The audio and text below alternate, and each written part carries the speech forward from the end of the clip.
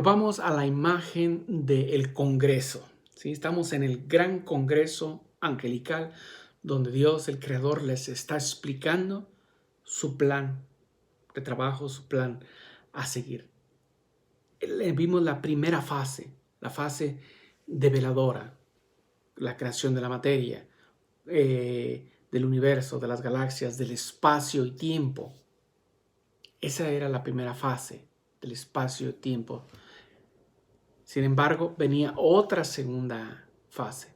Si ya quedaban admirados o quedaron admirados los ángeles y otros aceptando, ya empezaban a aceptar o rechazar lo que miraban al ver la belleza de la creación, la materia, con sus leyes intrínsecas del viento, el agua, el fuego, la tierra, con todos sus componentes.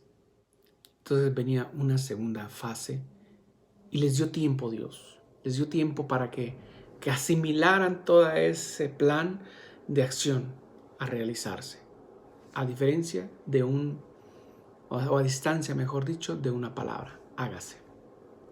Entonces, el Creador le explica cómo iba a ser el humano, que iba a ser a imagen y semejanza de Él y sería hijo del Creador. En esto significaba que era más que ángel, más que ángel. Las fracturas de en las voluntades de los ángeles de muchos pues eran diversas. Muchos de agradecimiento, de gratitud, de admiración, en crecimiento en amor. Otros empezaron a entrar las dudas. Empezaron a entrar esas, les dije anteriormente, esas fracciones o ese fraccionar de sus voluntades empezó a cobrar vida. Pero el plan no quedaba ahí. Había una segunda parte. Esa segunda parte de ese plan, una vez que les dio tiempo para, vamos a decir, para digerir, para entender lo que venía, aunque no entendía del todo el plan, pero sin embargo muchos se arrodillaban aceptando la voluntad del Creador. Otros permanecían parados, inmóviles, parecía que no entendían, parecían que no tenían vida, fijas como una estatua, sin ningún movimiento, ningún sentimiento a expresar ante tanta belleza de la creación. Venía en la segunda parte de la prueba. Esta era la más dura, la más difícil, la más grande por superar, pero habría que hacerlo. Y el que estaba preparado para hacerlo, la iba a superar. Quien estaba a medias, pues iba a batallar, pero había posibilidad de superarla.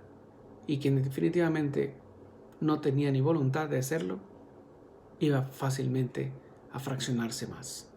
Entonces, de esos millones y millones de ángeles, vieron en esa pantalla gigante que Dios les revela que había ese plan para que el hombre regresara, para que el Hijo del Padre regresara a la casa.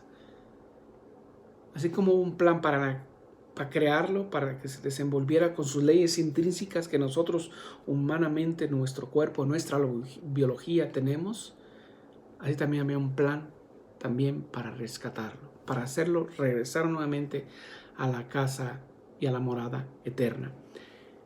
Les anuncia en esa pantalla gigante y todos con la mirada fija y conteniendo la respiración, que era la segunda parte del plan, venía que la segunda persona de la Trinidad, el Verbo, la Palabra, el Hijo, se iba a hacer carne, se iba a encarnar, se iba a ser uno más dentro de los hombres para predicarles el amor del Padre y hacerles llegar la presencia de su reino.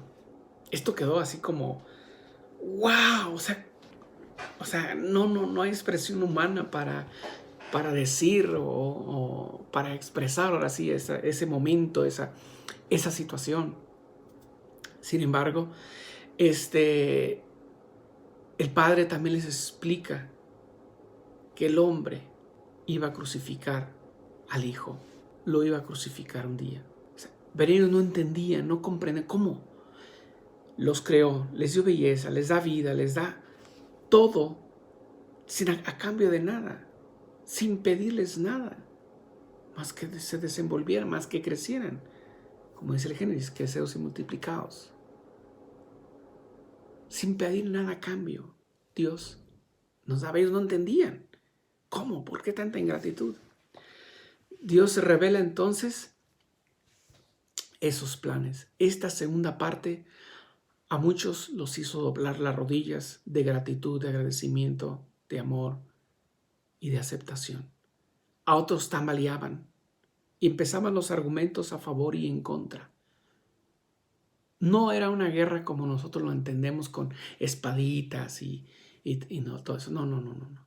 Eran argumentos, eran seres intelectuales, son seres espirituales. Argumentos iban y venían, a favor y en contra, a favor y en contra. Y por supuesto, todos admiraban a ese ser angelical. Lo volteaban a ver cada vez que algo nuevo venía o algo nuevo se develaba dentro del plan. Volteaban a ver a Luzbel para ver su reacción, porque era el gran jefe. Era el ser angelical muy amado, conocido por todos los niveles o categorías de ángeles. Todo el mundo lo volteaba a ver para ver qué hacía, qué reaccionaba o cuál era su pensar o su posición. Sin embargo, Lucifer, sí, con la boca abierta, apenas contenía la respiración, comparaciones humanas, de admiración, no lo podía creer. Porque él, siendo el más bello de todos los ángeles y puesto en la categoría de altura, la más alta de dignidad, no lo podía creer. No lo podía creer que Dios mismo se encarnara, se hiciera hombre. Porque él decía, bueno, pues al ver todos los planes que hasta ese momento se iban dando a conocer, dice, pues yo soy el elegido. Yo soy elegido para hacer esa misión, para rescatar al hombre. Yo soy el elegido. Y resulta que no soy el elegido. Que Dios va a bajarse al ser humano, a ese ser peludo, infiel, que se va a bajar para hacerse uno como ellos. No, esto no cabía en la mente de Lucifer. En la mente de aquellas voluntades, vamos a decir, débiles, no cabía, no entendía. Él pensaba que él iba a ser el, vamos a decir, el ejecutor de ese plan para que el hombre regresara a la casa del Padre. El poder del mal se estaba apoderando de su corazón, de su mente, de sus decisiones. Entonces, él pensaba que él sería el ser que llevaría esa unión hipostática. Es decir, ¿qué es eso de unión hipostática? Es un término para describir cómo Dios, o sea, Jesucristo, tomó la naturaleza humana y permaneciendo Dios, sigue siendo humano. Jesús, siendo Dios, sigue siendo humano. Humano, sigue siendo Dios. La inversa, en la encarnación. Jesús tomó la forma, o no es la forma, sino, sí, forma humana, es la suma de la naturaleza humana y divina unidas. No hay una como pegada, o sea que le pegamos a Jesús, mejor al Hijo, le pegamos a la naturaleza para que sean separadas. Una cosa es Dios, otra cosa es un humano, como había muchas herejías en el siglo III, creo, cuando decían, no, aquí la naturaleza es mala, la naturaleza es pecaminosa, la naturaleza es terrenal, etc. No puede, y Jesús, que es Dios, no puede estar pegado a eso. Hubo una gran controversia en el siglo III, si mal no recuerdo, al respecto. Y bueno, se superó lo que llaman, se superó entonces. Pero entonces, la unión hipostática es esa. La unión que Jesús, siendo Dios, se hace humano. Pero no deja de ser Dios, pero tampoco deja de ser humano. Es la naturaleza humana, la naturaleza divina, en una sola personalidad. No es pegado, es en una sola personalidad, en una sola persona. Así que Jesús es humano y Jesús es divino, es decir, es Dios a la vez, una sola personalidad. Luzbel creía que él era la criatura perfecta para realizar esa unión hipostática, que él traería a todos a la voluntad de Dios, al plan de Dios, a la casa del Padre. Él era el perfecto. Sin embargo, al conocer que la segunda persona de la Trinidad era el que iba a realizar esta labor, esta misión, esta encomienda, encarnándose, no. Él dijo no. No. Se quedó inmóvil. Era una estatua así, pero parecía que había nacido ahí mismo, en ese mismo lugar, sin mover, sin expresar. Sus labios estaban congelados, fríos, sin pronunciar palabra alguna. Sus facciones estaban pétreas, así como, ¿cómo es posible? Así, con expresión de admiración, de enojo, de rabia. Pero adentro de él estaba un volcán en su voluntad, enorme, a punto de salir en explosión, en erupción. Sin embargo, muchos lo miraban, diciendo, ¿por qué no dice nada? ¿Por qué no hace nada al respecto? Y de repente, un profundo y fuertísimo ruido que se escuchó diciendo no. O sea, no. Lucifer no aceptaba eso. No aceptar. Su argumento, decía él, no se dan cuenta de que no puede ser esto, de que Dios no nos puede pedir algo sin sentido. No lo captaba, no lo entendía. No somos nosotros los que tenemos que cambiar el poder del mal entrando en él. Ni tenemos que violentarnos ni cuestionarnos para aceptar esto. Esto es inaceptable. Es Dios quien ha hecho algo incorrecto, les hacía entender a los otros ángeles. Y los argumentos empezaron. La batalla empezó. Iba y venía, iba y venía. Iba y venía la batalla. No era de espadas, no fue una batalla de espadas, de guerrita, como a veces nos meten esa idea. Eran argumentos, eran palabras, eran ideas, eran expresiones para mover voluntades, para mover a los ángeles a tomar decisiones. Y los que estaban fracturados en su voluntad, este era el resultado. No aceptar el plan divino, que Él se iba a encarnar y que le iban a adorar. Y Dios les pedía que le adoraran ahí, encarnizado, es decir, hecho carne, tras la encarnación de María, en la encarnación de una mujer. Él iba a usar el seno materno para encarnarse y decir, adoradme bajo estos ropajes humanos, pero soy yo. Es inaceptable. Era inadmisible para Lucifer. No era aceptado. Y todas ese volcán de ideas de rabia y coraje, el poder del mal se fue apoderando de él. Él no era el mal, no era el bueno, no era el malo, era bueno. Pero entró esa fase de no aceptar. A veces no aceptamos nosotros tampoco, ni ahorita humanamente hablando, la voluntad de Dios a como venga. Los acontecimientos a veces no los aceptamos, ¿sí? Entonces, en medio de la confusión, en medio de muchos dudando y otros tanto aceptando, empieza la guerra, la batalla de argumentos. No hay flechitas, no hay espadas, no hay eso como a veces, y con la coraza para protegerse no, son argumentos para mover voluntades, son pensamientos, son ideas para mover voluntades. En medio de ese caos, de esa confusión, de que yo acepto y yo no acepto, y en fin, de repente se para un ángel, sí con menos categoría que Luzbel, sí con menos belleza que Luzbel, pero con una voluntad más grande que la de Luzbel y una firme decisión. Dijo, ¿quién como Dios?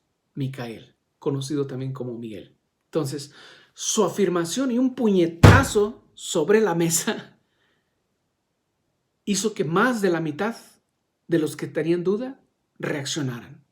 Los despertó, porque las palabras, los argumentos de Luzbel parecía que lo estaban como enajenando.